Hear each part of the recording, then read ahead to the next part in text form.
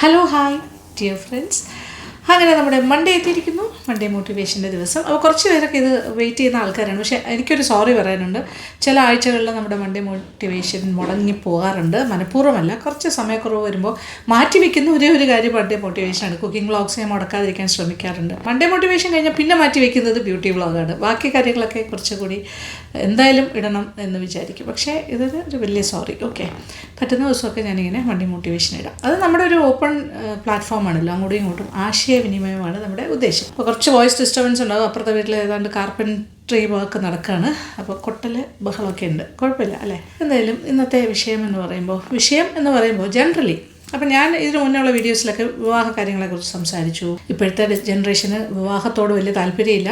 വേണമെങ്കിൽ കല്യാണം കഴിച്ചാൽ മതി, ഇല്ലെങ്കിൽ വേണ്ട, അവരവരുടെ കാര്യം നോക്കുക എന്നുള്ളൊരു മെസ്സേജാണ് ഞാൻ കൺവേ ചെയ്യാനായിട്ട് നോക്കിയത്. എങ്കിലും വിവാഹം കഴിഞ്ഞവരുടെ കാര്യം പറയാം. ഓക്കെ, വിവാഹം കഴിക്കാനുള്ളവരും കഴിക്കാൻ ആഗ്രഹിക്കുന്നവരും ഇനി കല്യാണം കഴിച്ച് ജീവിക്കാൻ തയ്യാറായി നിൽക്കുന്ന ആൾക്കാരുണ്ടല്ലോ. അതായത് വിവാഹം എന്നുള്ളൊരു ഇൻസ്റ്റിറ്റ്യൂഷനോട് വിശ്വാസമുള്ളവരും അതിൽ തുടരാൻ ആഗ്രഹിക്കുന്നവരും, അങ്ങനെയുള്ള കുട്ടികളും ഉണ്ട്. ഇല്ലയെന്ന് പറയാൻ പറ്റില്ല. എല്ലാവരും വിവാഹം വേണ്ടെന്ന് പറയുന്നവരല്ലല്ലോ. പക്ഷേ വിവാഹം കഴിച്ച് ജീവിക്കാൻ ആഗ്രഹിക്കുന്ന കുറച്ച് വിവാഹം കഴിച്ച ആൾക്കാർ, പിന്നെ അതിനെക്കാട്ടിലും മുന്നേ കഴിച്ച ആൾക്കാർ, നമ്മുടെയൊക്കെ ജനറേഷനിലുള്ള ആൾക്കാർ, എല്ലാവരെയും കൂടെ ചേർത്ത് കുറച്ച് കാര്യങ്ങൾ പറയാൻ വിചാരിച്ചു. എൻ്റെ കുറച്ച് ഒബ്സർവേഷൻസാണ്. അതായത് മാരീഡ് ലൈഫ് എന്ന് പറയുന്നത് it's an entirely different area. നമ്മളിപ്പോൾ പ്രേമിച്ച് കല്യാണം കഴിക്കുന്നവരാണെങ്കിലും, ലവ് മാരേജസ് ആണെങ്കിലും, അറേഞ്ച്ഡ് മാരേജസ് ആണെങ്കിലും, വിവാഹത്തിന് മുന്നേ കണ്ട ആളായിരിക്കില്ല വിവാഹം കഴിഞ്ഞ് നമ്മൾ കാണാൻ പോകുന്ന ആൾ. ഒരിക്കലും അല്ല. കാര്യം അത്രയും ഇപ്പോൾ പ്രണയിക്കുന്ന അല്ലെങ്കിൽ പ്രേമിക്കുന്ന കാലത്ത്, അല്ലെങ്കിൽ നമ്മൾ ഭയങ്കര ബോയ് ഫ്രണ്ട് ഗേൾ ഫ്രണ്ട് ആയിരിക്കുന്ന കാലത്താണെങ്കിൽ വളരെ അടുപ്പമുണ്ടാവും. പല കാര്യങ്ങളും തുറന്ന് സംസാരിക്കുന്നുണ്ടാകാം. നമുക്ക് അങ്ങോട്ടും ഇങ്ങോട്ടും പൂർണ്ണമായി അറിയാം എന്ന് വിചാരിച്ച് തന്നെയാണ് വിവാഹത്തിലേക്ക് കടന്നു പോകുന്നത്. എങ്കിലും കുറേ കാര്യങ്ങളൊക്കെ, പ്രാക്ടിക്കലായിട്ടുള്ള കാര്യങ്ങളൊക്കെ വിവാഹം കഴിഞ്ഞിട്ടാണ് പല കാര്യങ്ങളും മനസ്സിലാക്കാൻ സാധിക്കുന്നത്. അതായത് ഇപ്പോൾ പല കാര്യങ്ങളും ഇതിൻ്റെ ഒരു അഡ്ജസ്റ്റ്മെൻ്റ് എന്ന് പറഞ്ഞാൽ ഫിസിക്കൽ മാത്രമല്ല, മെൻ്റൽ മാത്രമല്ല, ഇമോഷണലും എല്ലാം കൂടി ചേർന്ന് വരുന്നൊരു പ്രക്രിയയാണല്ലോ വിവാഹം എന്ന് പറയുമ്പോൾ. നമുക്കൊരു ടോട്ടലി നോക്കുമ്പോൾ നമ്മൾ മാത്രമല്ല, നമ്മുടെ രണ്ട് സൈഡിൽ നിന്നുള്ള വീട്ടുകാരും എല്ലാം കൂടി ചേർന്ന് വരുന്ന ഒരു ഫാമിലികൾ തമ്മിലുള്ളൊരു ബന്ധവും കൂടിയാണ് വിവാഹ ജീവിതം. അതിൽ പിൽക്കാലത്ത് നമുക്കുണ്ടാകുന്ന കുഞ്ഞുങ്ങളും എല്ലാം ചേർന്ന് വരുമ്പോൾ ഒരു സമ്പൂർണ്ണമായ കുടുംബമാകുമ്പോഴാണ് ശരിക്കുമുള്ള പാർട്ട്നേഴ്സ് അങ്ങോട്ടും ഇങ്ങോട്ടും മനസ്സിലാക്കി വരുന്നത്. അപ്പോൾ മനസ്സിലാക്കി വരാൻ തന്നെ കുറേ സമയമെടുക്കും. അറേഞ്ച് മാരേജ് ആണെങ്കിൽ കൂടുതൽ സമയമെടുക്കും. ലവ് മാരേജ് ആണെങ്കിൽ കുറച്ചുകൂടെ ഈസി ആയിട്ട് അറിഞ്ഞു വരാൻ കുറച്ച് സമയം മതി. കാര്യം ഓൾറെഡി കുറേ കാര്യങ്ങൾ അറിയാം. അപ്പോൾ ബാക്കി കാര്യങ്ങൾ അറിഞ്ഞാൽ മതിയല്ലോ. അപ്പോൾ എന്തൊക്കെ അറിഞ്ഞാലും പറഞ്ഞാലും തീരാത്തത്ര കാര്യങ്ങൾ. അപ്പോൾ നമ്മുടെ മൈൻഡിലുള്ള കുറച്ച് കാര്യങ്ങളുണ്ട്. നമുക്കിങ്ങനെ വിവാഹം കഴിക്കുമ്പോൾ നമ്മൾ എടുക്കുന്ന കുറേ പ്രോമിസസ് ഉണ്ട്. ദാറ്റ് ഈസ് ഇത് അവസാനം വരെയും കൊണ്ടുപോകണം. നമ്മുടെ ലൈഫ് പാർട്ട്ണർ എന്ന് പറഞ്ഞാൽ നമ്മൾ ഒരുപാട് പേരെ മാറി കല്യാണം കഴിക്കാൻ പ്ലാൻ ഇല്ലായിരിക്കുമല്ലോ തുടക്കത്തിൽ. നമുക്ക് ഒരു നമ്മുടെ സൊസൈറ്റിയുടെ ഒരു രീതി അനുസരിച്ച് ഒരു വിവാഹം ആണ് നോർമൽ ആയിട്ട് വരുന്നത്. പക്ഷേ അത് നടന്നില്ല എന്നുണ്ടെങ്കിൽ ഡിവോഴ്സ് ആകുന്നു, പിന്നെ വീണ്ടും റീമാരേജ് ചെയ്യുന്നു. അല്ലെങ്കിൽ ഇപ്പോൾ വിഡോസായി പോകുന്ന ആൾക്കാർ, അല്ലെങ്കിൽ വിഡോവറായി പോകുന്ന ആൾക്കാരാണെങ്കിലും രണ്ട് കൂട്ടർക്കും വീണ്ടും വിവാഹം കഴിക്കാനുള്ളൊരു സാധ്യതകൾ ഉണ്ട്. കഴിക്കാതിരിക്കാം, അങ്ങനെ പല ഓപ്ഷൻസ് ഉണ്ടല്ലോ. അപ്പോൾ ഇത് പല ഓപ്ഷൻസാണ്. പക്ഷേ വിവാഹ ജീവിതത്തിൽ നമ്മൾ തുടർന്നുകൊണ്ടിരിക്കുമ്പോൾ ഒരുപാട് അഡ്ജസ്റ്റ്മെൻറ്റ്സ് വേണ്ടി വരും. അഡ്ജസ്റ്റ്മെൻറ്റ്സ് തന്നെയാണ് ജീവിതം. അപ്പോൾ നമുക്ക് പലപ്പോഴും തോന്നും, നമ്മുടെ ലൈഫിലേക്ക് നമ്മൾ നോക്കുമ്പോൾ തോന്നും, അയ്യോ നമ്മൾ അത്ര ഹാപ്പി ലൈഫല്ലല്ലോ, നമുക്ക് ഒരുപാട് അഡ്ജസ്റ്റ് ചെയ്യേണ്ടി വരുന്നല്ലോ. നമുക്ക് ചുറ്റും നോക്കുമ്പോൾ അയ്യോ ഭയങ്കര ഹാപ്പി ആയിട്ട് നടക്കുന്ന ആൾക്കാരെ കാണുന്നു. പ്രത്യേകിച്ച് പറഞ്ഞാൽ സോഷ്യൽ മീഡിയയൊക്കെ ഭയങ്കര ലൈവായിട്ടിരിക്കുന്ന ആൾക്കാരൊക്കെ ആണെങ്കിൽ നല്ല ഹാപ്പി പിക്ചേഴ്സ് ഇടുന്നു, യാത്രകൾ പോകുന്ന കാര്യങ്ങൾ ഇടുന്നു. അപ്പോൾ അങ്ങനെ കുറേ കാര്യങ്ങളൊക്കെ ഉണ്ടല്ലോ.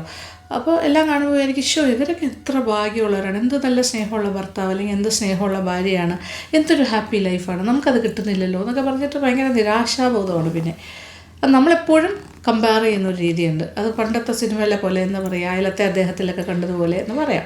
അതൊരു സിമ്പിൾ എക്സാമ്പിളാണ്. ശരിക്കും പറഞ്ഞാൽ ആ മൂവിയൊക്കെ വളരെ തോട്ട് പ്രൊവോക്കിംഗ് ആണ്. നമ്മുടെ പലരുടെയും കണ്ണ് തുറപ്പിക്കുന്ന വിഷയം തന്നെയായിരുന്നു. നമ്മളതൊരു കോമഡി ആയിട്ട് കണ്ടെങ്കിലും പക്ഷേ അതിലൊരുപാട് സത്യങ്ങളുണ്ട്. അപ്പോൾ നമുക്ക് തോന്നും പുറമേ കാണുന്ന ആൾക്കാരാണ് ഭയങ്കര ലവിങ് അല്ലെങ്കിൽ ഭയങ്കര ഹാപ്പി ആയിട്ട് ജീവിക്കുന്നു. പക്ഷേ നമ്മുടെ ഉള്ളിൽ നമ്മുടെ വീട്ടിൽ അത്രയും ഷോയി ആയിട്ടുള്ളൊരു ഭർത്താവല്ല അല്ലെങ്കിൽ ഭാര്യയല്ല, അതുകൊണ്ട് നമ്മുടെ ലൈഫ് അത്ര നല്ലതല്ല, നമ്മൾ ഭയങ്കരമായിട്ടൊരു കളർഫുൾ ലൈഫിലേക്കല്ല പോകണം എന്നൊക്കെ തോന്നും. ഓരോരുത്തരും അവരവരുടെ മീൻസ് അനുസരിച്ച്, അവരവരുടെ രീതിക്കനുസരിച്ചിട്ടല്ലേ പ്രണയിക്കുന്നതും സ്നേഹിക്കുന്നതും പാർട്ട്നേഴ്സുമായിട്ട് കാര്യങ്ങൾ പങ്കുവയ്ക്കുന്നതും എല്ലാം. അതിനൊക്കെ ഒരു പരിധി ഉണ്ടല്ലോ. ഇപ്പോൾ എന്നോട് തന്നെ ഒരുപാട് പേര് ചോദിക്കുന്നുണ്ട്, ബോബിച്ചേട്ടൻ എവിടെ ഒരുപാട് കാര്യങ്ങളിൽ പല സ്ഥലത്തും പോകുമ്പോൾ ഒറ്റയ്ക്കല്ലേ പോകുന്നത് കൂടുതൽ സമയം. നമ്മൾ ഒന്നിച്ചുള്ള വേദികൾ വളരെ കുറവാണ്, നിങ്ങൾ കാണാറുമില്ല, കുറവാണ്. പിന്നെ അതിൽ 2-3 ഫാക്ടേഴ്സ് ഉണ്ട്. അതായത് ഒന്ന് എന്ന് പറയുന്നത് ക്യാമറയുടെ മുന്നിൽ വരാൻ ഇഷ്ടപ്പെടാത്ത ഒരാൾ, ഞാൻ ക്യാമറയുടെ മുന്നിൽ എപ്പോഴും വരാൻ ആഗ്രഹിക്കുന്ന ഒരാൾ, ഇഷ്ടപ്പെടുന്ന ഒരാൾ. അപ്പോൾ 2 വൈരുദ്ധ്യമായല്ലോ. അപ്പോൾ അതെങ്ങനെ അഡ്ജസ്റ്റ് ചെയ്യും? അപ്പോൾ രണ്ടാളും അഡ്ജസ്റ്റ് ചെയ്യും അല്ലേ? രണ്ടാളും അഡ്ജസ്റ്റ് ചെയ്താലേ ഇത് മുന്നോട്ട് പോവുള്ളൂ. അത് വരാതിരിക്കുന്നതിൽ എനിക്ക് പരാതി കാണിക്കാൻ പറ്റില്ല. ഇഷ്ടമില്ലാത്ത ഒരാളെ നമ്മൾ അതിലേക്ക് വലിച്ചെടുത്തുകൊണ്ട് വരുന്നത് ശരിയല്ല. വളരെ മിനിമലിസ്റ്റിക് എന്ന് പറയാൻ എന്താ പറയുക, ഏറ്റവും മിനിമം സന്ദർഭങ്ങളിൽ മാത്രം ഈ ക്യാമറയുടെ മുന്നിൽ വന്നിട്ടുള്ളൂ. അപ്പോൾ അത് ഞാൻ പരിഭവിച്ചിട്ട് കാര്യമില്ല, ഞാൻ വിഷമിച്ചിട്ട് കാര്യമില്ല. അപ്പോൾ ഒരുപാട് പേരുടെ ചോദ്യങ്ങൾക്ക് ഞാൻ ഉത്തരം പറയേണ്ടി വരും. കമൻറ്റ് ബോക്സിൽ വന്ന് ഒരുപാട് പേര് ചോദിക്കുന്നുണ്ട്, അതെന്താ ബോബിച്ചേട്ടൻ വരാത്ത, ബോബിച്ചേട്ടനെ കാണുന്നില്ലല്ലോ എന്നൊക്കെ ചോദിക്കുക. അപ്പോൾ എനിക്ക് സ്വാഭാവികമായിട്ട് എനിക്കൊരു വിഷമം തോന്നണമല്ലോ. അപ്പോൾ ഞാൻ പറയും ഓക്കെ, എല്ലാവരും അന്വേഷിക്കുന്നു പക്ഷേ കാണുന്നില്ല. അപ്പോൾ പലരും പല രീതിയിൽ അത് ഇൻറ്റർപ്രറ്റ് ചെയ്യാൻ സാധ്യതയുണ്ട് എന്നൊക്കെ പറയില്ലേ. പക്ഷേ അതൊരു അഡ്ജസ്റ്റ്മെൻറ്റാണ്. വരാൻ നിർബന്ധിക്കുന്നത് ശരിയാണോ? അല്ല. അപ്പോൾ അവിടെ അഡ്ജസ്റ്റ് ചെയ്യുന്നുണ്ട്, ഞാനും അഡ്ജസ്റ്റ് ചെയ്യുന്നുണ്ട്. അപ്പോൾ വരാനായിട്ട് നിർബന്ധിച്ചാൽ അവിടെ വലിയ ബുദ്ധിമുട്ടുണ്ടാകും ഇല്ലേ. അപ്പോൾ അതൊരു അഡ്ജസ്റ്റ്മെൻറ്റാണ്. പിന്നെ രണ്ടാമത് യാത്രകൾ പോകുമ്പോൾ എല്ലായിടത്തും ഞാനിങ്ങനെ ഒറ്റയ്ക്ക് നടക്കുന്നു. പക്ഷേ ഈ ബോബിച്ചേട്ടനും കൂടെ ഉണ്ടായിരുന്നെങ്കിൽ കുറച്ചുകൂടെ ഇൻട്രസ്റ്റിംഗ് ആയിരിക്കില്ലേ ചേച്ചി എന്നൊക്കെ ചോദിക്കുന്നവരുണ്ട് ഇല്ലേ. ഇൻട്രസ്റ്റിംഗ് ആയിരിക്കും, ആഗ്രഹിക്കാത്ത ആരാണല്ലേ. പിന്നെ കല്യാണം കഴിച്ച ഹസ്ബൻഡുമായിട്ടൊക്കെ കറങ്ങി നടക്കാൻ ആഗ്രഹിക്കാത്ത ആരും ഉണ്ടാവില്ല. തീർച്ചയായിട്ടും നല്ലൊരു ഫാമിലി ബോണ്ടിങ് ഉള്ള വീടുകളിൽ സ്വാഭാവികമായിട്ടും ഒന്നിച്ചു പോകാൻ തന്നെയാണ് എല്ലാവരും ആഗ്രഹിക്കുന്നത്. എല്ലാത്തിനും പാർട്ട്ണറുടെ സപ്പോർട്ടുള്ള, ഇപ്പോൾ പരോക്ഷമായ സപ്പോർട്ട് അല്ലെങ്കിൽ മെൻ്റൽ സപ്പോർട്ട് തരുന്നവരുമുണ്ട്, ഫിസിക്കലി കൂടെ വന്ന് സഹായിക്കുന്നവരുണ്ട്. അപ്പോൾ ആ ഒരു വേർതിരിവ് നമ്മൾ തിരിച്ചറിയണം. അപ്പോൾ കൂടെ വരുന്നില്ല എന്ന് പറഞ്ഞ് സപ്പോർട്ട് ചെയ്യുന്നില്ല എന്നല്ല എൻ്റെ അർത്ഥം, വരുന്നില്ല പക്ഷേ ഒരു ഫിസിക്കൽ പ്രസൻസ് ഉണ്ടാവില്ല. അപ്പോൾ ആൾക്കാർ വിചാരിക്കും അയ്യോ അതൊന്നും അങ്ങനെ ചേച്ചിക്ക് സന്തോഷം, എനിക്കൊരു സന്തോഷക്കുറവുണ്ട് ഉണ്ടെന്ന് പറയാൻ പറ്റില്ല ആ കാര്യത്തിൽ. കാരണം ഞാനത് ശീലിച്ചു കഴിഞ്ഞു. കാര്യം ഒരാൾക്ക് ഇഷ്ടമില്ലാത്ത കാര്യം എന്ന് പറഞ്ഞാൽ, അപ്പോൾ അദ്ദേഹത്തിനാണെങ്കിൽ യാത്രകൾ ചെയ്യാൻ ഇഷ്ടമില്ലാത്ത ആളാണ്, ഒരുപാട് ലോങ് ട്രിപ്സും എൻ്റെ ഇഷ്ടങ്ങളേ അല്ല. അപ്പോൾ എൻ്റയർലി ഡിഫറെൻ്റാണ്. ഞാനിങ്ങനെ വഴി നിങ്ങളെ ഭക്ഷണം കഴിച്ച് നടക്കുന്ന ഒരാളാണ്. അപ്പോൾ ബോബിച്ചേട്ടനാണെങ്കിൽ ഈ പുറത്തുള്ള എന്താ പറയുക റോഡ് സൈഡ് വെൻഡേഴ്സിൻ്റെ നിന്നൊന്നും തട്ടുകടകളിൽ നിന്നൊന്നും ഭക്ഷണം കഴിക്കുന്ന ആളല്ല. ഈവൻ വലിയ 5 സ്റ്റാർ ഹോട്ടലിൻ്റെ കാര്യം പറഞ്ഞാലോ അല്ലെങ്കിൽ അല്ലാത്തൊരു റീസണബിളി വലിയ ഹോട്ടലിൻ്റെ കാര്യം പറഞ്ഞാലോ പുറത്ത് ആഹാരം കഴിക്കുന്നത് വളരെ മിനിമം സമയത്തേ ഉള്ളൂ. ഇഷ്ടമല്ല, കൂടുതലും ഹോം ഫുഡാണ് ഇഷ്ടം, നിവർത്തിയില്ലെങ്കിൽ കഴിക്കാറുള്ളൂ. പക്ഷെ ഞാനങ്ങനെയല്ല, ഞാൻ വഴി നീളെ ഭക്ഷണം കഴിച്ച് നടക്കുന്നതാണ്, എനിക്കൊരു കുഴപ്പമില്ല. അപ്പോൾ എല്ലാ വ്യത്യാസങ്ങളും നമ്മൾ മനസ്സിലാക്കണം. അപ്പോൾ ഓരോരുത്തരുടെ ഇഷ്ടാനിഷ്ടങ്ങൾ, ഞാനിങ്ങനെ എന്താ പറയുക നേച്ചറിനെ ഇഷ്ടപ്പെട്ട് ഇങ്ങനെ ചാടി ചാടി ചാടി നടക്കുന്ന ഒരാളാണ്. എനിക്ക് ഭയങ്കര ഏതോ ലിറ്റിൽ തിങ്സിൽ പോലും ഞാൻ പ്ലഷർ കണ്ടെത്തുന്ന ഒരാളാണ്. ഭയങ്കര ഹാപ്പിനെസ്സാണ് എനിക്ക്. ഭംഗിയുള്ള കാഴ്ചകളെല്ലാം എനിക്ക് ആസ്വദിക്കാൻ പറ്റുന്ന ഒരാളാണ്. അപ്പോൾ എല്ലാവരും അതുപോലെ അവിടെ നിന്നില്ലല്ലോ, കുറച്ചുകൂടി പ്രാക്ടിക്കലായിട്ട് ചിന്തിക്കും. അപ്പോൾ അത് ഞാൻ മനസ്സിലാക്കേണ്ട കാര്യം. അപ്പോൾ വർഷങ്ങളായി ജീവിതത്തിലുണ്ടാകുന്ന പരിചയം കൊണ്ട് പരസ്പരം മനസ്സിലാക്കുന്നത് കൊണ്ട് എന്താണ് ഇഷ്ടം, എന്താണ് ഇഷ്ടക്കേട്. അതുപോലെ എൻ്റെ ഇഷ്ടങ്ങൾ ഞാനും പെർഫെക്റ്റ് ആണെന്നൊന്നും അല്ല പറയുന്നത്. I am also not a perfect person. നിങ്ങൾക്ക് കാണുമ്പോൾ ഞാൻ ഭയങ്കര പെർഫെക്റ്റ് ആണെന്ന് തോന്നുന്നു, പക്ഷേ ഞാൻ പെർഫെക്റ്റ് അല്ല. എനിക്ക് എൻ്റേതായ ഒരുപാട് കുറ്റങ്ങളും കുറവുകളും ഉണ്ട്. അപ്പോൾ അത് എന്നെ എങ്ങനെ സഹിക്കുന്നു എന്ന് ഞാൻ ചിലപ്പോൾ ആലോചിക്കും. അപ്പോൾ നമ്മൾ അങ്ങോട്ടും ഇങ്ങോട്ടും പരസ്പരം സ്നേഹിച്ച് കൊണ്ടുപോകുന്ന ഒരു ബന്ധമാണ് ദാമ്പത്യം എന്ന് പറയുന്നത്. ഇതൊരു സിമ്പിൾ എക്സാമ്പിൾ പറഞ്ഞു എന്നേ ഉള്ളൂ. ഇതൊക്കെ ഓരോരുത്തരുടെ ലൈഫിൽ നിങ്ങളുടെ വീട്ടിലേക്ക് നിങ്ങൾ തിരിഞ്ഞു നോക്കൂ, ഓരോരുത്തരും ആലോചിക്കൂ. നിങ്ങളുടെ ഹസ്ബൻഡും വൈഫും നിങ്ങൾ ജീവിക്കുന്നു, നിങ്ങളുടെ എന്താണ് ചെറിയ ചെറിയ ഇഷ്ടങ്ങൾ, ചെറിയ ഇഷ്ടക്കേടുകൾ, നിങ്ങൾ എത്രത്തോളം അഡ്ജസ്റ്റ് ചെയ്യുന്നു, ആരാണ് കൂടുതൽ അഡ്ജസ്റ്റ് ചെയ്യുന്നത്, ആരാണ് കൂടുതൽ ഇതിൽ എന്താ പറയുക കോംപ്രമൈസ് ചെയ്യുന്നത്, ഒരു പണക്കം വന്നു കഴിഞ്ഞാൽ ആരാണ് ആദ്യം പോയി മിണ്ടുന്നത്, അങ്ങനെയൊക്കെ ഇല്ലേ.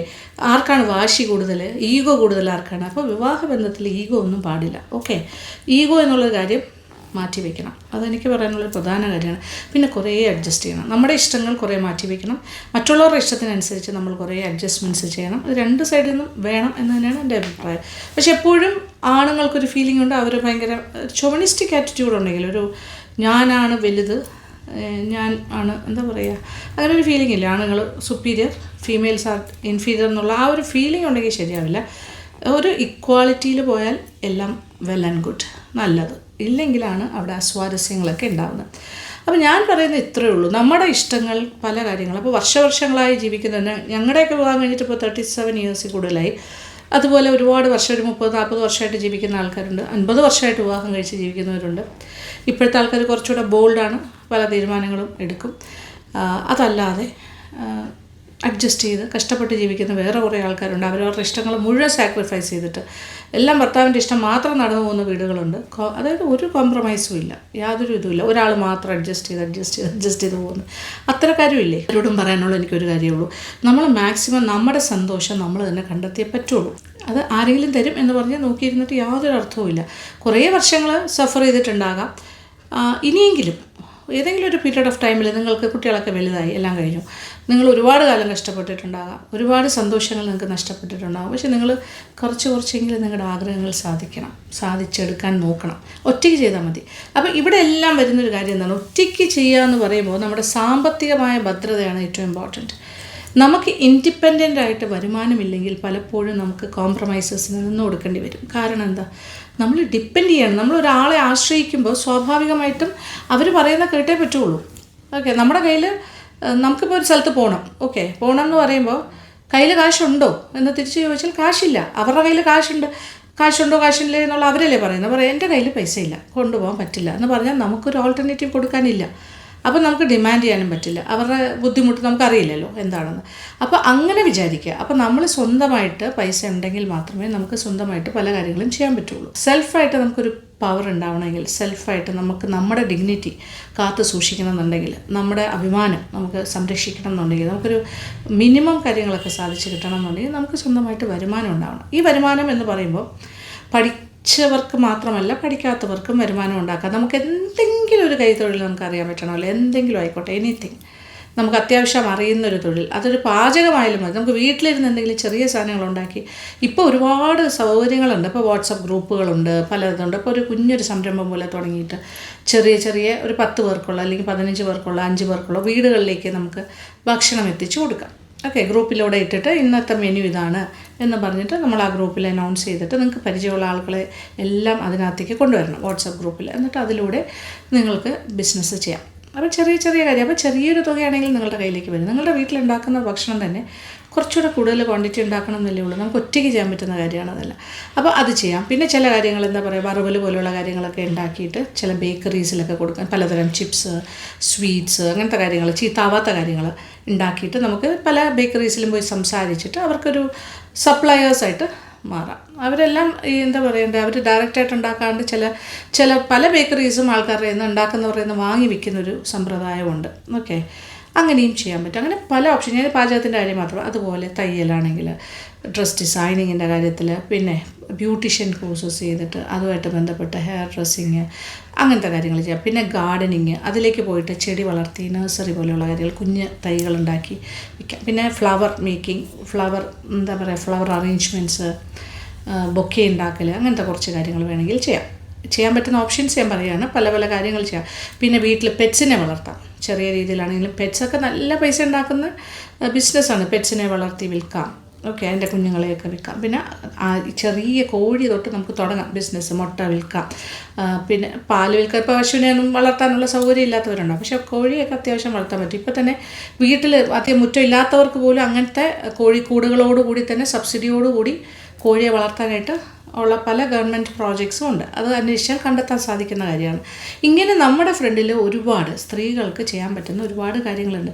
ഇപ്പോൾ കേരളത്തിലെ സ്ഥിതി നോക്കുകയാണെങ്കിൽ ഇപ്പോൾ ഒരുപാട് ലേഡീസ്, ഇപ്പോൾ കുടുംബശ്രീ പോലുള്ള കാര്യങ്ങളൊക്കെ വരുന്നതുകൊണ്ട് ധാരാളം സ്ത്രീകൾ തന്നെയാണ് മുന്നോട്ടിറങ്ങുന്നതും ഒരു കുടുംബം കൊണ്ടുപോകുന്നത് പോലും പല വീടുകളിലും സ്ത്രീകൾ തന്നെയാണ്.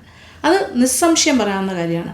പക്ഷെ ഇതെല്ലാം കഴിഞ്ഞിട്ട് വീട്ടിൽ വരുമ്പോഴും ബുദ്ധിമുട്ടിക്കുന്ന ഭർത്താക്കന്മാരുണ്ട്, ഉപദ്രവിക്കുന്നവരുണ്ട്, ഫിസിക്കലി അസോൾട്ട് ചെയ്യുന്നവരുണ്ട്, ഒരുപാടിട്ട് ശല്യപ്പെടുത്തുന്നവരുണ്ട്. അവർ വെള്ളമടിച്ച് പൈസ എല്ലാം കളഞ്ഞിട്ട് ഇവരെ ബുദ്ധിമുട്ടിക്കുകയും കടമുണ്ടാക്കുകയും ഒക്കെ ചെയ്യുന്നുണ്ട്.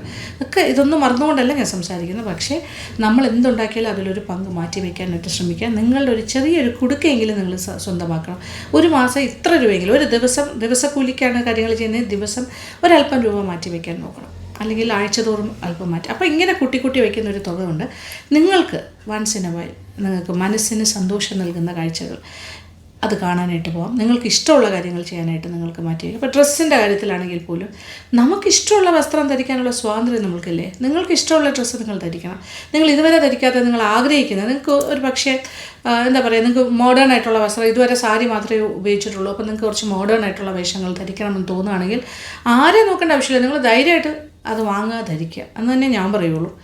അപ്പോൾ അതായത് മോഡസ്റ്റായിട്ട്, ഇപ്പോൾ ഭർത്താവിന് വിരോധം ഉണ്ടാക്കുന്ന രീതിയിലുള്ള വസ്ത്രധാരണം അല്ല ഞാൻ പറയുന്നത്, അല്ലാതെ ഉള്ള രീതിയിൽ നിങ്ങളുടെ ചെറിയ ആഗ്രഹങ്ങൾ സാധിച്ചെടുക്കുക. അപ്പോൾ നിങ്ങൾക്കൊരു ചെറിയ കമ്മൽ വാങ്ങിക്കണം, അല്ലെങ്കിൽ ഒരു സ്വർണ്ണത്തിൻ്റെ എന്തെങ്കിലും വാങ്ങണമെന്നുണ്ട്, കൂട്ടി വെച്ച് മേടിക്കുക. ഓക്കെ, ആരും ഒന്നിച്ചല്ല പൈസ ഉണ്ടാക്കുന്നത്. എല്ലാവരും നമ്മൾ എന്താ പറയേണ്ടത്, ഇങ്ങനെ കൊണ്ടുവച്ചിട്ട് ഇപ്പം തേനീച്ചയൊക്കെ ചെയ്യുന്ന പോലെ സ്റ്റോർ ചെയ്ത് വെച്ചിട്ടാണ് ഒരുപാടാകുമ്പോൾ നമ്മളതെടുത്തിട്ട് എന്തെങ്കിലും ഒരു യൂസ്ഫുൾ ആയിട്ടുള്ള കാര്യങ്ങൾ ചെയ്യുന്നത്. ഒരു ചിട്ടിക്ക് കൊടുക്കുക, അത് പൈസ മെച്ചുറാകുമ്പോൾ നമുക്ക് കിട്ടുക, അല്ലെങ്കിൽ ഇടയ്ക്ക് വെച്ച് നമുക്ക് പിടിച്ചെടുക്കാൻ പറ്റുന്ന നിലയിലെ ചിട്ടികളുണ്ട്, അങ്ങനെ ചെയ്യാം.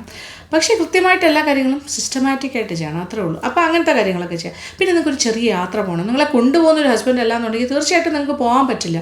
അപ്പോൾ അദ്ദേഹത്തിന് എങ്ങനെയെങ്കിലും പറഞ്ഞ് കൺവിൻസ് ചെയ്യണം. നിങ്ങൾ സുഹൃത്തുക്കളുമായിട്ട് പോവുക, സ്ത്രീകളുമായിട്ടുള്ള ഗ്രൂപ്പുകളുണ്ട്, കൊണ്ടുപോകുന്ന ഗ്രൂപ്പ്സ് ഉണ്ട് ഒരുപാട്. ബസ്സിൽ പോകാം, ട്രെയിനിൽ പോകാം, ചിലപ്പോൾ ഒരു 1 ഡേ ട്രിപ്പ് ആകാം. ഒന്നുമില്ലെങ്കിൽ നിങ്ങൾക്കൊരു ബീച്ചിൽ പോകണമെന്നുണ്ടെങ്കിലും, അല്ലെങ്കിൽ ഇവിടെ ഇപ്പോൾ ട്രിവാൻഡ്രത്തൊക്കെ ആണെങ്കിൽ ഇപ്പോൾ ഒരുപാട് ബീച്ച് ഏരിയാസ് ഉണ്ട്. പഴയ ശംഖുമുഖം ഒന്നും പതിയില്ലെങ്കിലും ചെറിയ ചെറിയ സ്ഥലങ്ങളുണ്ട്, ഭംഗിയുള്ള സ്ഥലങ്ങൾ, അവിടേക്ക് ഒന്ന് പോവുക. പുറത്തു നിന്ന് ഒരു നേരം ഭക്ഷണം കഴിക്കുക. അത് വലിയ കോസ്റ്റ്ലി ആയിട്ടുള്ള കടകൾ തന്നെ വേണമെന്നില്ലല്ലോ, നല്ല ചെറിയ കടകളിൽ നല്ല നല്ല ഭക്ഷണം കിട്ടുന്ന സ്ഥലങ്ങളുണ്ട്, അവിടെ പോയി കഴിക്കുക, കുട്ടികളും ഒത്ത് പോവുക, അങ്ങനെ ചെയ്യാം. പിന്നെ നിങ്ങൾക്ക് വേണ്ടിയിട്ടൊരു സമയം നിങ്ങൾ മാറ്റി വയ്ക്കണം. ഒരു മീ ടൈം തീർച്ചയായിട്ടും ഉണ്ടാകണം ജീവിതത്തിൽ. അതായത് എപ്പോഴും നിങ്ങളുടെ ലൈഫ്, നിങ്ങളുടെ മക്കൾ, നിങ്ങളുടെ ഹസ്ബൻഡ്, നിങ്ങളുടെ വീട് എന്നുള്ള അപ്പുറത്തേക്ക്, ബന്ധുക്കൾ എന്നുള്ളതിനപ്പുറത്തേക്ക് നമുക്ക് വേണ്ടി ഒരു സമയം, അത് തീർച്ചയായിട്ടും ഒരു ദിവസം കുറച്ച് സമയം മാറ്റി വയ്ക്കുക. പിന്നെ നിങ്ങൾക്കൊരു അമ്പലത്തിൽ പോകുന്നത് പോലും നമ്മുടെ മീ ടൈമാണ്. സത്യം പറഞ്ഞാൽ രാവിലെ എഴുന്നേറ്റ് ക്ഷേത്രത്തിൽ പോയാൽ അത് നമുക്ക് വേണ്ടിയിട്ടുള്ളതാണ്. നമ്മൾ പ്രാർത്ഥന ഇഷ്ടപ്പെടുന്ന ഒരാളാണെങ്കിൽ ഒരു ക്ഷേത്ര ദർശനം എന്ന് പറഞ്ഞാൽ നമ്മുടെ ഒരു മീ ടൈമാണ്. നമുക്കൊരു വലിയ സന്തോഷമായിരിക്കും അത്, അല്ലേ? തീർച്ചയായിട്ടും അങ്ങനെ തന്നെയല്ലേ? അപ്പോൾ ഒന്ന് ഒരുങ്ങി റെഡിയായി രാവിലെ കുളിച്ച് ഒരു പൂവൊക്കെ വെച്ചിട്ട് അമ്പലത്തിൽ പോയി തൊഴുതിട്ട് വരുമ്പോൾ അതൊരു മീ ടൈമാണ്. പിന്നെ വൈകുന്നേരം ഒന്ന് കാറ്റ് കൊള്ളാനായിട്ട് ഒന്ന് നടക്കാൻ ഇറങ്ങുക, അതൊരു എക്സസൈസുമാണ്, നമ്മുടെ ഒരു മീ ടൈമാണ്. നമുക്ക് വേണ്ടി നമ്മൾ ചെയ്യുന്ന കാര്യമാണ്. അപ്പം നമുക്ക് വേണ്ടി നമ്മൾ എന്ത് ചെയ്യുന്നു എന്നുള്ളതും കൂടി വളരെ ഇമ്പോർട്ടൻ്റ് ആണ്. നമ്മൾ കഴിക്കുന്ന ഭക്ഷണമാണെങ്കിലും എല്ലാവർക്കും വേണ്ടി ഉണ്ടാക്കുന്നു, പക്ഷെ നമുക്കിഷ്ടമുള്ളൊരു ഭക്ഷണം എന്താണെന്ന് കണ്ടെത്തിയിട്ട് അത് ഇടയ്ക്കിടയ്ക്ക് ഉണ്ടാക്കാനായിട്ട് ശ്രമിക്കണം. നമുക്കിഷ്ടമുള്ള ഭക്ഷണം ഉണ്ടാക്കി കഴിക്കാമല്ലോ. അപ്പോൾ ഇങ്ങനെ നിങ്ങൾക്ക് നിങ്ങളെ കൂടി ഒന്ന് ശ്രദ്ധിക്കാൻ പറ്റണം എന്നാണ് ഞാൻ പറയുന്നത്. അതിനുള്ള സാമർഥ്യമെങ്കിലും നിങ്ങൾ കാണിക്കണം. കൂടുതൽ കാര്യങ്ങളൊന്നും ചെയ്തില്ലെങ്കിൽ ഒരു മിനിമം കാര്യങ്ങൾ ചെയ്തു പോകണം. അപ്പോൾ വിവാഹ ജീവിതത്തിനുള്ളിൽ നിന്നുകൊണ്ട് ചെയ്യാൻ പറ്റുന്ന കാര്യങ്ങളാണ് ഞാൻ പറഞ്ഞത്. ഇനി ഇതിന് ഒന്നും പറ്റാതെ വരുമ്പോഴാണ് വിവാഹ ജീവിതത്തിൽ നിന്നും പുറത്തേക്ക് ഇറങ്ങുന്ന കാര്യം ചിന്തിക്കേണ്ടത്. എല്ലാവർക്കും ഇത് സാധിക്കണം എന്നില്ല.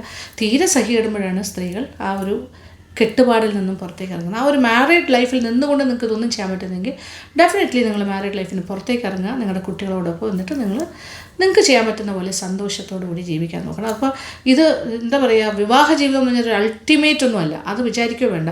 വിവാഹ ജീവിതത്തിൽ നിന്നും പുറത്തേക്ക് വന്ന പണ്ടത്തെ കാലത്ത് അങ്ങനെ തന്നെയായിരുന്നു. ഡിവോഴ്സി എന്നൊക്കെ പറഞ്ഞാൽ ഭയങ്കര ഒരു സ്റ്റിഗ്മ ആയിരുന്നു. ഇപ്പം അങ്ങനെയൊന്നുമല്ല. എനിക്ക് തന്നെ അറിയുന്ന കുറച്ച് ആൾക്കാരുണ്ട്, ഒരുപാട് 10-25 വർഷത്തിൽ കൂടുതൽ വിവാഹ ജീവിതത്തിൽ നിന്നിട്ട്, അതായത് ഒരുപാട് കേസസ് ഉണ്ട്. ഇപ്പോൾ ഒരു അഡ്വക്കേറ്റ് ഫാമിലിയിലുള്ള ഒരാളെന്നുള്ള നിലയ്ക്ക്, ഞാനിപ്പോൾ പ്രാക്ടീസിങ് ലോയർ അല്ലെങ്കിൽ എൻ്റെ ഹസ്ബൻഡിന് ഒരുപാട് എന്താ പറയുക ഡിവോഴ്സ് കേസസും ഒക്കെ ഹാൻഡിൽ ചെയ്യുന്ന ആൾക്കാർ തന്നെയാണ്. എനിക്ക് പരിചയമുള്ള എൻ്റെ സ്റ്റുഡൻസ്, എൻ്റെ കൊളീഗ്സ് ഒക്കെ ഇതൊക്കെ കൈകാര്യം ചെയ്യുന്ന ആൾക്കാരാണ്. അവരിൽ നിന്നെല്ലാം അറിഞ്ഞത് വെച്ച് നോക്കുമ്പോൾ 10-30 വർഷങ്ങൾക്ക് ശേഷം ഡിവോഴ്സ് ചെയ്യുന്ന ആൾക്കാരുണ്ട്. മക്കളെല്ലാം കല്യാണം കഴിപ്പിച്ച് അയച്ചു കഴിഞ്ഞിട്ട് ഡിവോഴ്സ് ചെയ്ത് ജീവിക്കുന്നവരുണ്ട്.